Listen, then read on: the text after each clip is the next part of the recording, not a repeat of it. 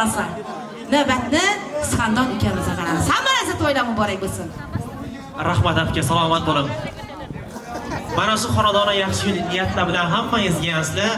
Bariyan sarfolamiz o'zlaringizning xonadonlaringizda yaxshi yillardan 2 barobar bo'lib qaytsin iloyim. Shu joyda yosh ulug'larimizdan Fotihani olsak, kelinimizdan ruxsat beramiz. 10 poyi qadamlar bilan xonadoningizdan qabul qilib oladilar. Kimni olamiz? Yosh ulug'larimizdan.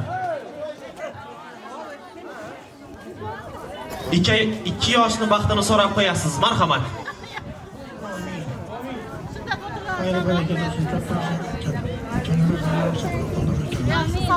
Yaş korku sağlar olsun, üzerinden göbeğin, uzak ömürken öler tükenmez bayrak olsun. Hemşe bak. Rahmat. İntizor yenge, kelinni qabul qilib borasiz. Qanisiz? Manimcha kelinimiz ham sovuq qotib qoldi, biroz. To'ylar muborak bo'lsin. Qabul qilib olasiz.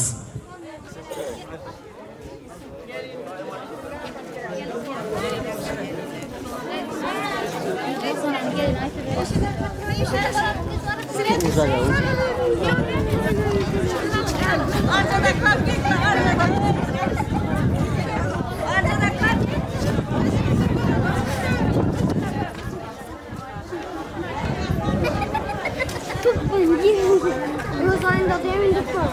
Hij zit er weer aan.